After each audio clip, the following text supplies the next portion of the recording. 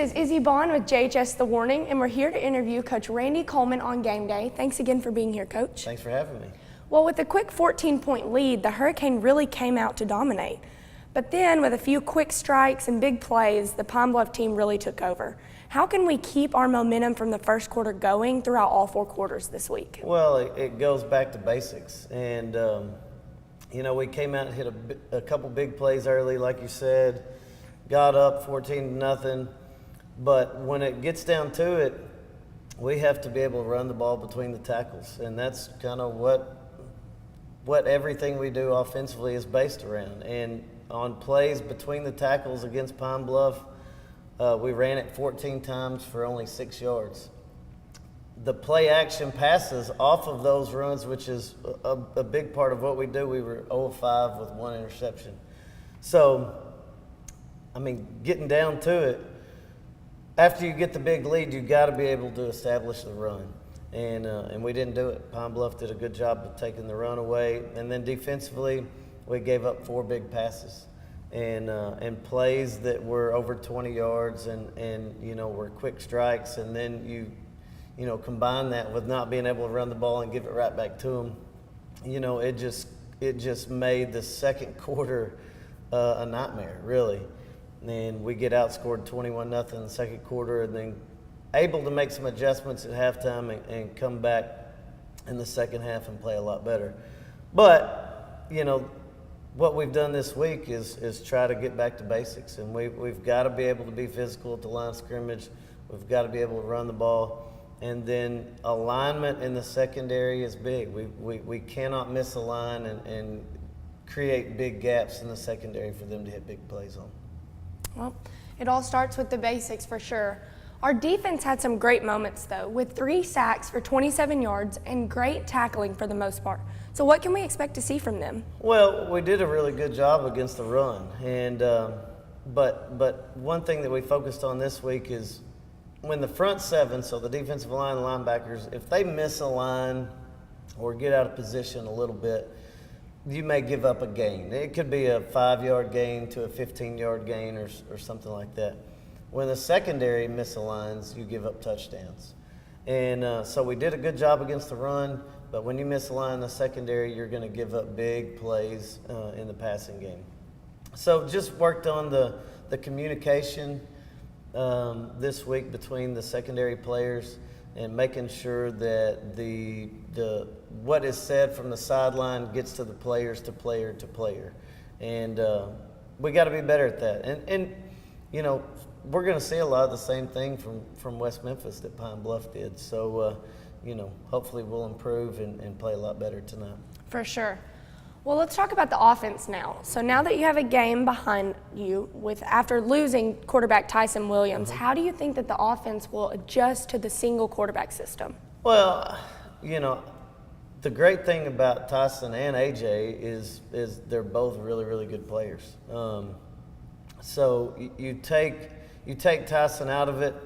The only thing that really changed for us was how we call plays from the sideline. We had been rotating quarterbacks every play, so you're able to communicate with the quarterback before he goes in, hey, look at this linebacker, or look at this safety when we run this play.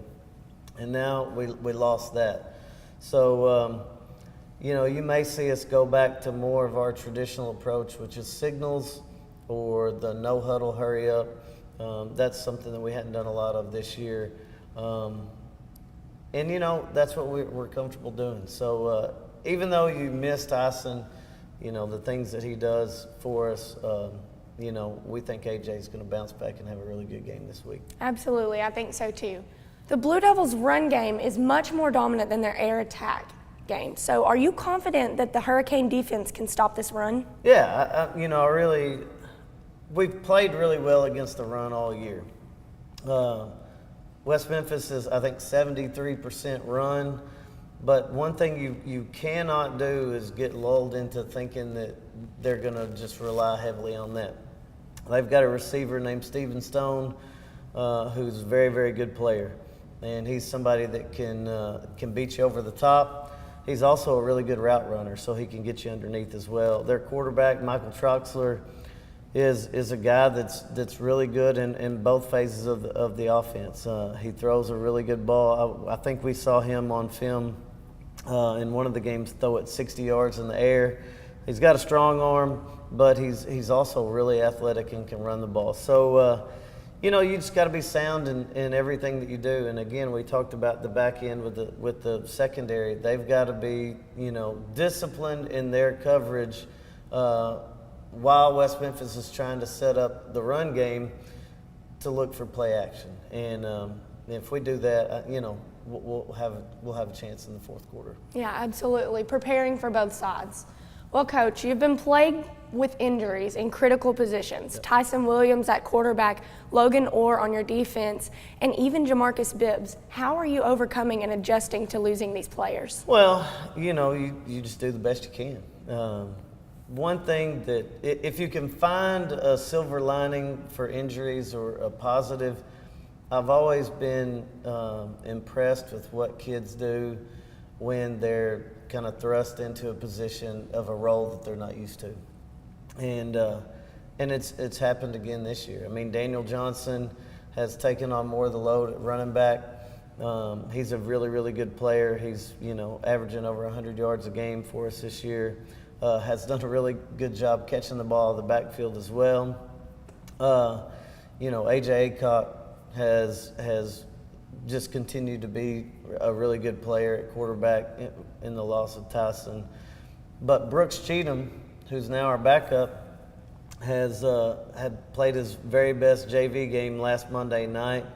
So, we like what he's doing, and if something happens to AJ, we'll throw Brooks out there and keep running our offense the way we always do. Defensively, you got Jamarcus Wright, who's a sophomore, who's learning as he goes at linebacker, but you've still got Colton Foster, who has had over 100 tackles every year that he's been here. Zane Neves, where we had made the move to him to safety, he slides back to linebacker, and it's his natural position. So, again, you just find that you're impressed with what kids do when they're put in situations. And I think that, football's a physical game, and there's going to be injuries. Hopefully we won't get any more, but if we do, I think kids will respond. Adapt and overcome has to be the motto. Yes, ma'am. Well, we wish you the best of luck tonight, Coach, and thank you for being here with us today. The game is tonight at 7 p.m. at home, Cooksey John Field, so we would love to see you there.